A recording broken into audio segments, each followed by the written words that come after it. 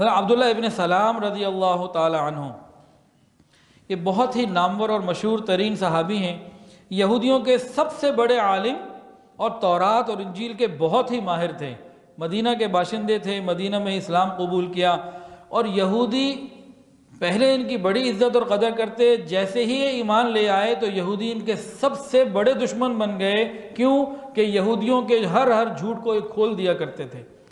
یہودیوں کے سب سے بڑے عالم تھے، تورات اور انجیل کے ماہر تھے اور تاریخ کے ماہر تھے، اور ان کو ایک ایک چیز کی خبر ملی، خبر تھی کہ نبی علیہ السلام کے بارے میں پچھلی کتابوں میں کیا لکھا ہوا ہے۔ حضرت انس رضی اللہ عنہ فرماتے ہیں کہ عبداللہ ابن سلام رضی اللہ تعالی عنہ جب انہیں خبر ملی کہ مدینہ میں کوئی نبی آئے ہیں اور وہ نبوت کا اعلان کر رہے ہیں، دعویٰ کرتے ہیں، تو یہ چونکہ پچھلی کتابوں کے بہت بڑے عالم تھے اور ایک ذمہ دار ہستی تھے، انہوں نے کہا کہ میں جاتا ہوں اور میں جا کے دیکھتا ہوں۔ ایک کتاب میں، ایک روایت میں تو یہ ہے کہ انہوں نے دیکھا، دیکھتے ہی کلمہ پڑھ لیا اور یوں کہا کہ یہ تو کسی جھوٹے کا چہرہ ہو ہی نہیں سکتا۔ نبی علیہ السلام کی جب بات سنی تو آپ نے اس بات کو، لیکن ایک کتابوں میں یہ بھی ہے کہ انہوں نے بعض نشانیاں پوچھیں۔ تو اس روایت میں آتا ہے کہ وہ آئے، انہوں نے کہا کہ میں آپ سے 3 سوال پوچھتا ہوں اور میرے علم کے مطابق ان 3 سوالوں کا جواب سوائے نبی کے کوئی نہیں دے سکتا، اگر آپ نے دے دیا تو آپ پکے نبی۔ تو انہوں نے سوال کیے۔ پہلا سوال یہ کیا کہ قیامت کی سب سے پہلی علامت کیا ہوگی؟ پہلا سوال عبداللہ ابن سلام نے کیا کہ قیامت کی سب سے پہلی نشانی کیا ہوگی؟ نبی علیہ السلام نے ارشاد فرمایا ایک بہت بڑی آگ ہوگی جو لوگوں کو مشرق سے لے کے مغرب کی طرف ہانک کر لے جائے گی۔ انہوں نے کہا آپ نے ٹھیک جواب دیا۔ پھر دوسرا سوال پوچھا کہ جنت والوں کو پہلا کھانا کیا کھلایا جائے گا؟ تو نبی علیہ السلام نے ارشاد فرمایا کہ مچھلی کی کلیجی کے اوپر ایک ٹکڑا جو لگا رہتا ہے، گویا یوں سمجھ لیجئے کہ جو جگر ہوتا ہے اس کے ساتھ ایک ٹکڑا ہوتا ہے، وہ جو ہے وہ کھلایا جائے گا۔ انہوں نے کہا یہ جواب بھی آپ کا ٹھیک ہے۔ تیسرا جواب انہوں نے اولاد کے بارے میں ایک پوچھا، نبی علیہ السلام نے وہ جواب دیا تو فرمایا کہ آپ کا یہ جواب بھی ٹھیک ہے۔ یہ تینوں جواب سننے کے بعد حضرت عبداللہ ابن سلام رضی اللہ تعالی عنہ نبی علیہ السلام پر ایمان لے آئے اور کہنے لگے اشہد ان لا الہ الا اللہ واشہد انک عبدہ ورسولہ، میں گواہی دیتا ہوں کہ آپ اللہ کے رسول ہیں۔ اچھا، کیونکہ یہودیوں کے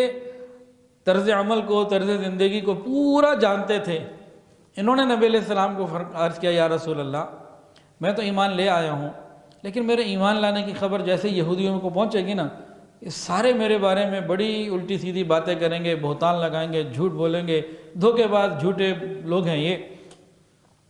تو میں آپ کو ایک عرض کرتا ہوں کہ آپ مجھے ایک جگہ چھپا دیں، ان کو بلائیں یہودیوں کو، اور ان سے پہلے میرے بارے میں پوچھیں میرے بارے میں کیا رائے رکھتے ہیں۔ اس طرح کی آپس میں بات چیت ہوئی، وہ کہیں پہ سائٹ پہ ہو گئے۔ نبی کریم صلی اللہ علیہ وسلم نے یہودیوں کو بلا لیا اور ان سے پوچھا کہ بھئی عبداللہ ابن سلام کے بارے میں کیا کہتے ہو، وہ کیسے ہیں، ان کے بارے میں کیا رائے ہے؟ تو سب یہودیوں نے بیک زبان کہا کہ وہ ہمارے بہت بڑے عالم ہیں، بہت بڑے عالم کے بیٹے ہیں، ہم میں سب سے بہتر ہیں اور سب سے بہتر کے بیٹے ہیں۔ یہ گواہی دے دی یہودیوں نے، ابھی وہیں بیٹھے ہوئے ہیں۔ عبداللہ ابن سلام پیچھے سے واپس آ گئے سب کے سامنے اور آ کے کہا یا رسول اللہ میں گواہی دیتا ہوں آپ اللہ کے رسول ہیں اور اللہ وحدہ لا شریک ہے، میں آپ پر ایمان لاتا ہوں۔ جیسے یہودیوں نے سنا وہیں انہوں نے کیسٹ بدل لی، کہنے لگے یہ تو سب سے بدتر ہے اور بدتر کے بیٹے ہیں، اور ان جیسا تو یہ، آگے وہ انہوں نے تفصیل ہی بدل لی۔ تو ان باتوں سے ہمیں کیا ظاہر ہوا کہ نبی کریم صلی اللہ علیہ وسلم کی مبارک ذات ایسی مبارک ذات ہے کہ آپ پر ایمان لانے والے آپ سے پہلے سے موجود، آپ کے آباد بھی آئے اور آج تک ہیں اور انشاءاللہ قیامت تک رہیں گے۔ جب تک ایمان نبی علیہ السلام پر ایمان رکھنے والے اور اللہ کا نام لینے والے زمین پر موجود ہے، قیامت نہیں آ سکتی، اور جنت میں بھی اور قیامت میں بھی آپ ہی کی نبوت اور آپ ہی کا جو ہے نا وہ چرچا سب سے بلند ہوگا۔ قیامت کے دن بھی شافع محشر آپ ہی ہیں۔ تو نبی علیہ السلام کا ذکر تو اللہ نے اتنا بلند کیا، وَرَفَعْنَا لَكَ ذِكْرَكَ۔ دوسری چیزیں جو ہمیں آج ملیں وہ کیا تھیں کہ پچھلی تمام کتابوں میں نبی علیہ السلام کا ذکر، اور ایک اور اہم چیز کہ قرآن مجید پچھلی تمام کتابوں کی تصدیق کرنے والی، پچھلے تمام انبیاء کا ذکر کرنے والی اور ان کی بعض کے نام لے کے بعض کی صفات بیان کرنے والی، اور اسی چیز کا ایک تسلسل ہے جو قرآن نے کہا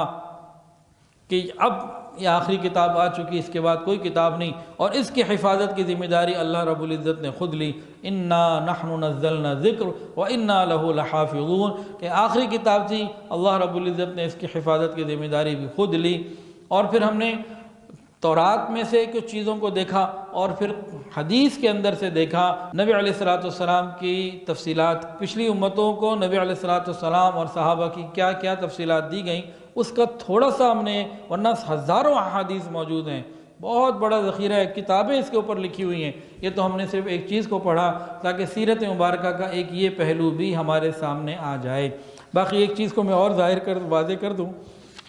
حضرت موسیٰ علیہ السلام نے جو پوچھا تھا نا کہ اے اللہ میں نے ان تختیوں میں دیکھا ہے کہ وہ امت صدقات کے مال بھی کھا سکے گی، پھر بھی انہیں اجر و ثواب ملے گا۔ اس کا یہ مطلب نہیں ہے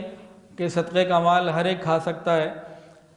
پہلے امتوں میں کیا ہوتا تھا کہ صدقات وغیرہ کہیں رکھ دیے جاتے، آگ آتی لے جاتی، جیسے آدم علیہ السلام کے 2 بیٹوں کا ذکر ہے کہ ایک نے غلہ وغیرہ رکھا، ایک نے کوئی جانور رکھا، جس کا قبول ہونا تھا، آگ آئی قبول ہو گیا۔ تو پہلی امتوں کے اندر یہ سختی تھی کہ وہ صدقات کا مال استعمال نہیں کر سکتے تھے کوئی بھی۔ اس امت میں نبی علیہ الصلوۃ والسلام کی وجہ سے امت کو یہ آسانی مل گئی کہ ایک بھائی امیر ہے، وہ اپنے کسی غریب بھائی کی، دوست کی، رشتہ دار کی مدد کرنا چاہتا ہے اور وہ صدقہ و زکوٰۃ نکالتا ہے، تو وہ غریب آدمی اس کو استعمال کر سکتا ہے، استعمال کرنے والے کو بھی ثواب، دینے والے کو بھی ثواب۔ صدقہ کہیں رکھ دیا جائے، آگ آئے جلا دے تو کسی کے کام نہ آئے نا، تو یہ اس سے یہ مراد ہے۔